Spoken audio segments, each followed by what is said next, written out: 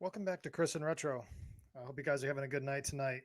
I have been was hesitant doing a video tonight. I've got some travel coming up, but I felt compelled to because, as I've commented in the last few videos, we've been having some unbelievable outpouring. And while the channel is still small, your interaction, I'm so tremendously thankful for. You know, one of the dreams that I had going into this whole thing is that we would create a community here, and you guys have been so incredibly encouraging to me, but also to each other. You know, there's been some vulnerability out here where people are, um, talking about their own stories with addiction. There's been people uh, pouring support into the others that struggle with loss of family members and things like that. Man, that is what this whole thing was supposed to be about. And surprisingly, which really did shock me, we've had very limited, knock on wood, problem comments, and so I expect those in this type of platform, but it's been just real nice to see it. So I appreciate your participation in that way. I think a lot of times when we drive positive comments out there, they cause other positive comments. However, having said that, there have been some comments out there that really illuminated something that I think that really needs to be addressed, and that is the notion of the addict hater. And I tried tonight to try to get some place where I can, boil this down to some groupings so that covers, generally speaking, those that are out there that have these types of opinions. And I try to comment and reply to your comments when you come out here. I probably miss a few here and there. If you're being a complete obnoxious tool, I'm not going to respond just because I have nothing nice to say, and it's really not the purpose of the channel. I have things to say. They're super creative, and they probably would put me in a really bad light. So I generally just try not to. But there's been a few comments out there that I really didn't know what to do with because they were so, I feel lost.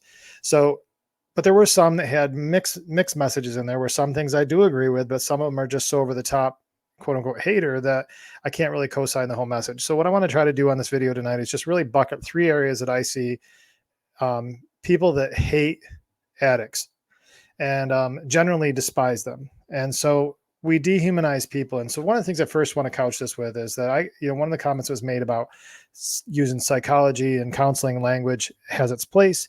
But if we use that as a general conversation, we're going to kill people because people need to face the truth that it's choice, that addiction is a choice and that type of thing.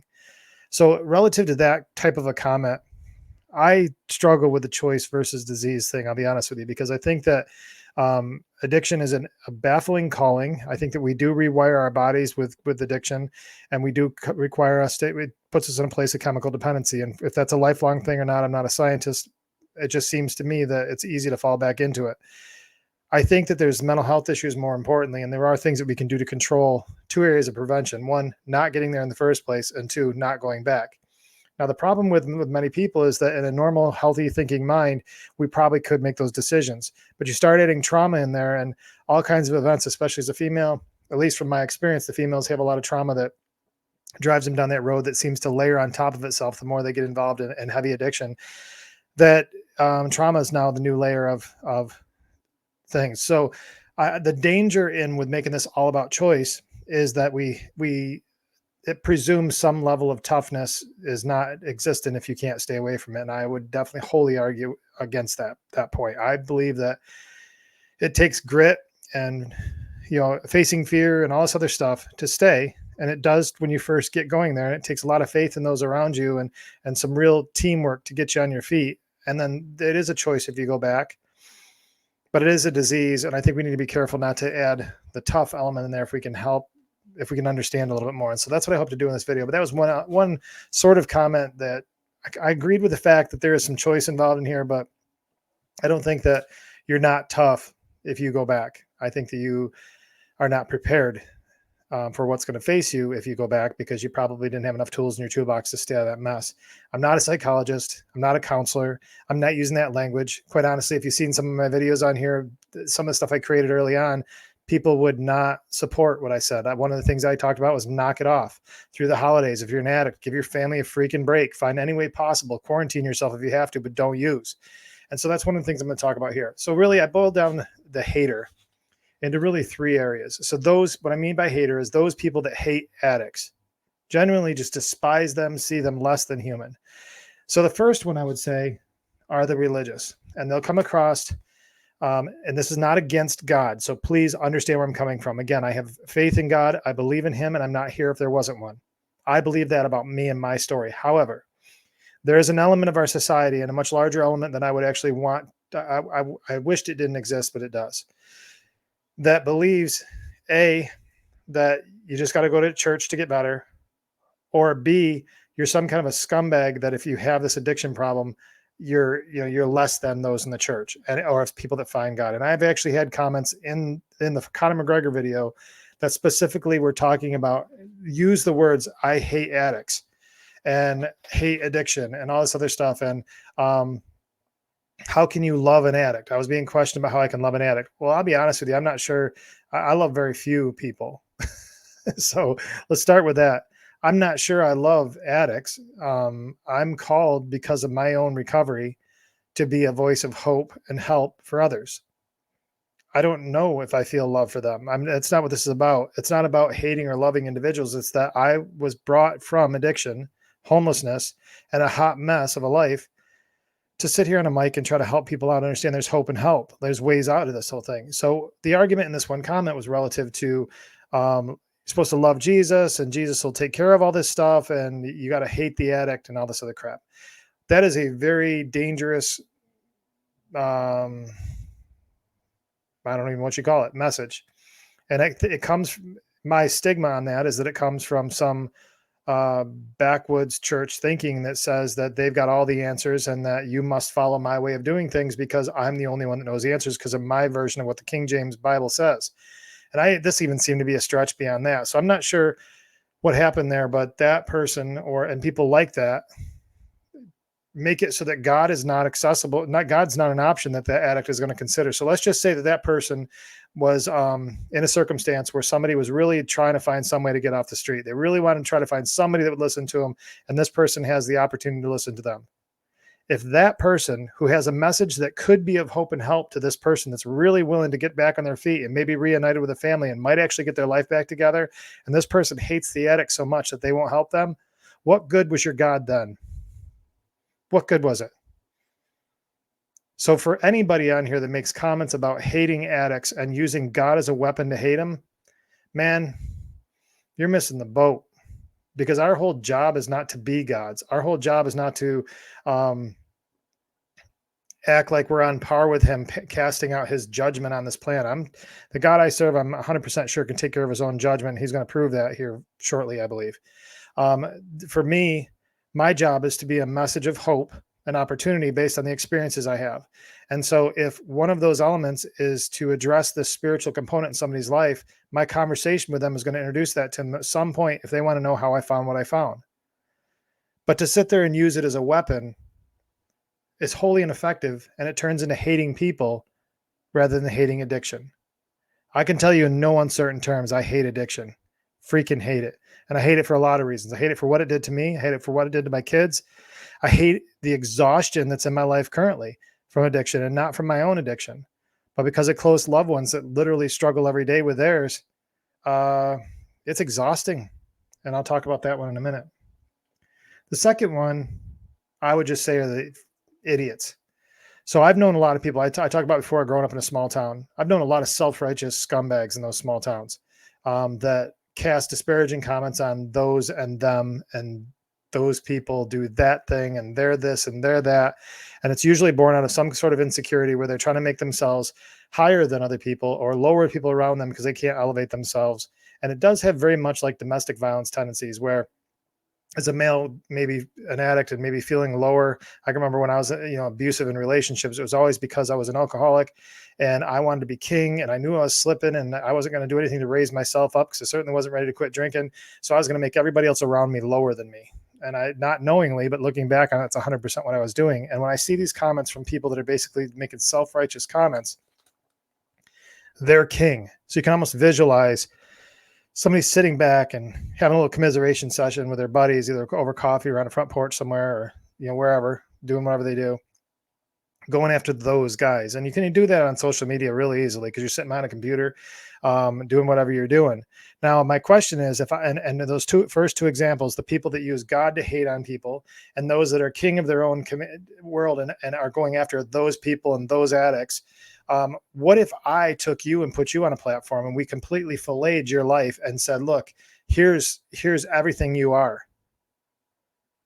How many things would you be exposed for? How many things would be absolutely massively hypocritical to what your message is against addicts? I know for sure many of them, because I grew up in a church that for a season was incredibly hypocritical. And part of the reason why I rejected even being around God is because their rules were king. That's why I don't care for religion at all, because the rules become king, not the God that they supposedly serve. And so when you do that, you turn into those two forms of haters. The ones that are basically self-righteous idiots and create themselves as deities, and the first one that use God as a weapon. The last form of hater of addict is me. It's me. How can you be that, Chris? You're doing a whole show about addiction. I struggle not to hate addicts.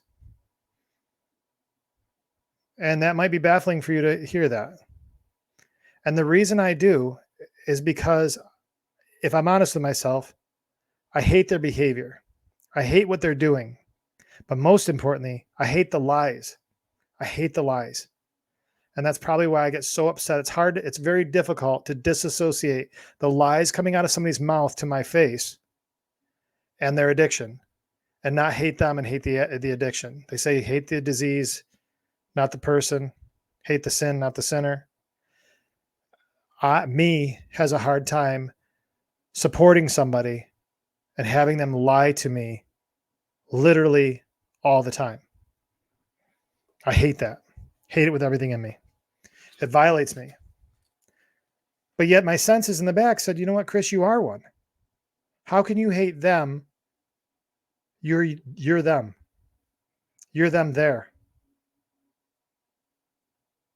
And so I checked myself, and it's an area of growth for me. It's something I got to work on all the time, is to recognize where they were. So why does this happen? You know, how can somebody like me, who is to said, okay, this is your purpose and calling, how can I hate addicts?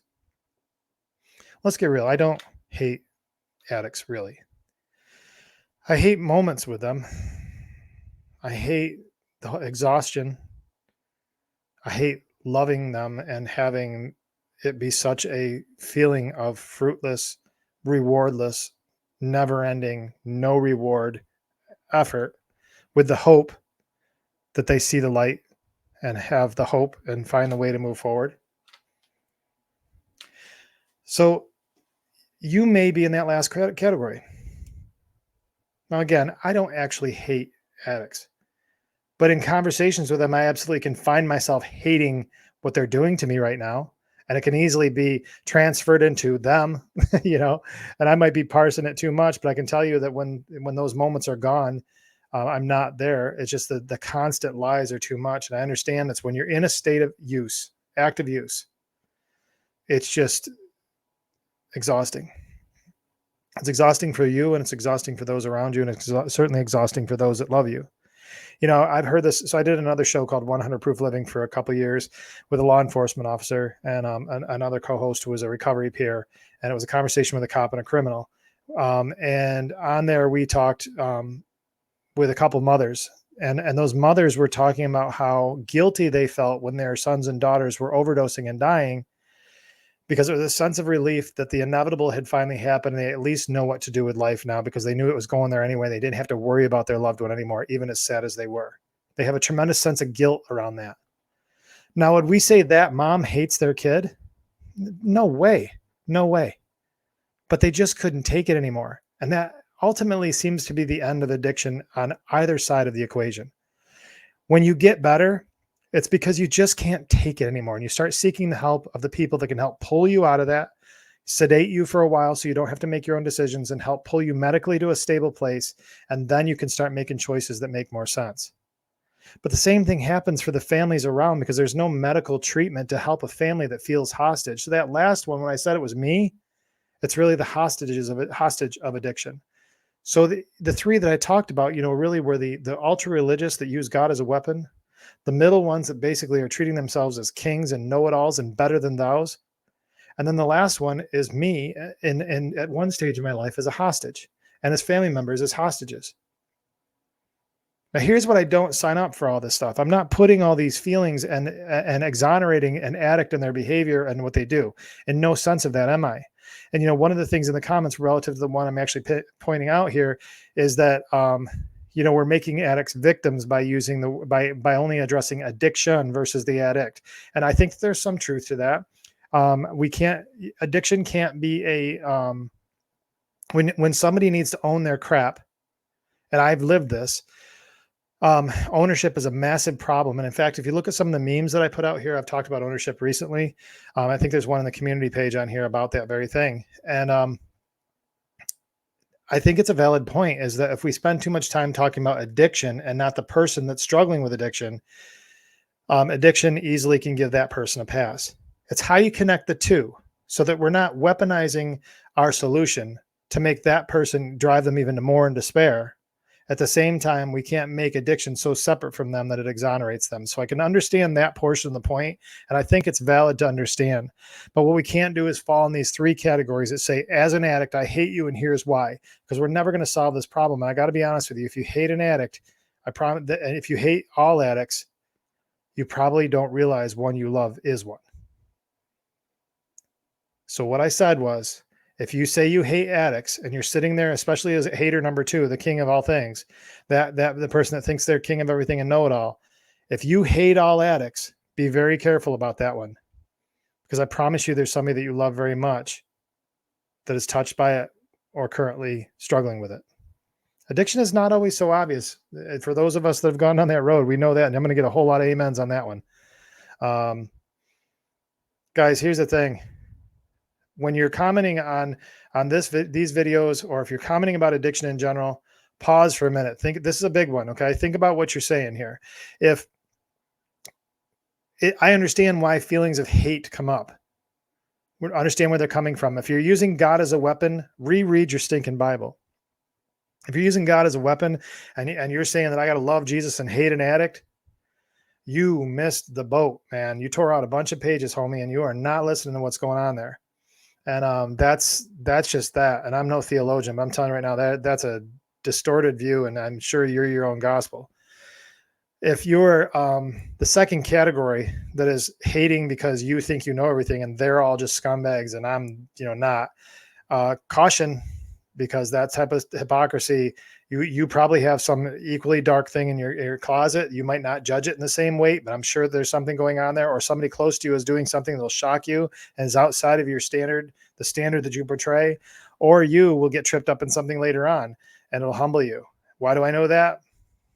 Because I am an example of that. Before my addiction took me out, I was a very judgmental human being. Probably still am. It's probably why I'm making some of the comments I am right now.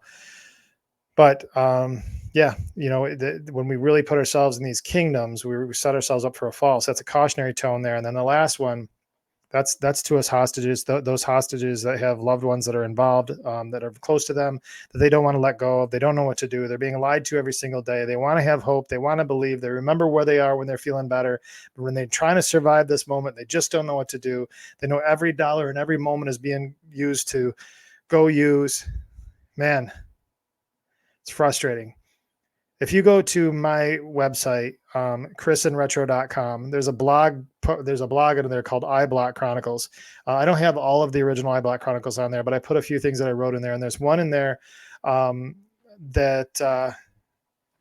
yeah, my mind just went away. I was trying to think of what I was just talking about here relative to, yeah.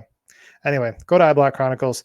I'll think of it. If I think of it, I'll put the link in here and have you guys take a look at it. But it was a piece that I wrote on that was related to being a hostage. Now I can't remember what it was. So anyway, guys, forget that last part.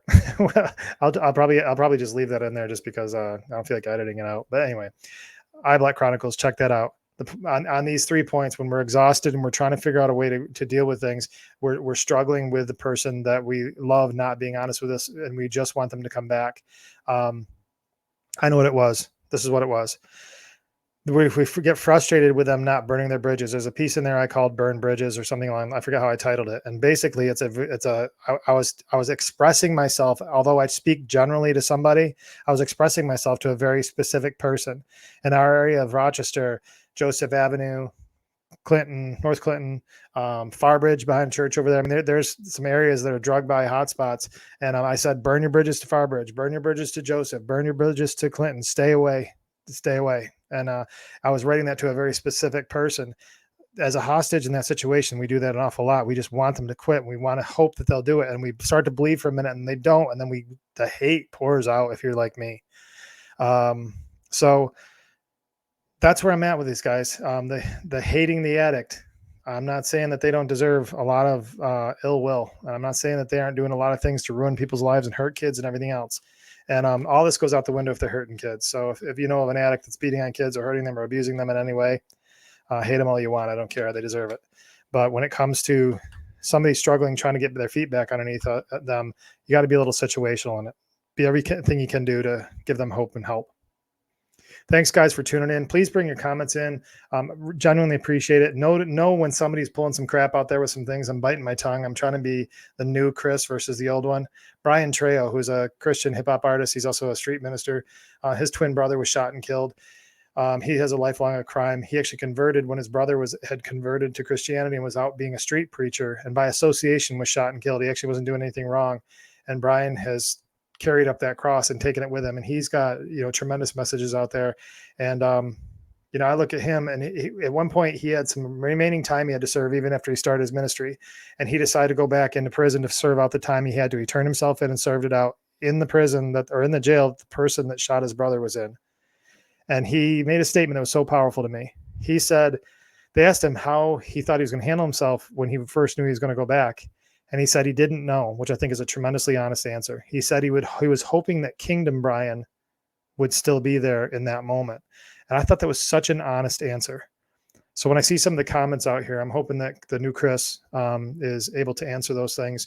And I try to in all my affairs there. At times I get poked a little bit. And so I thought I'd make a video about it tonight because there's some things on there that I think that were comments that were made that I definitely don't endorse. And there are also things that they're traps for all of us. I think things that we can fall into. So guys, I appreciate you a ton. Hope you have a great week. And between now and the next time we talk, please stay out of trouble.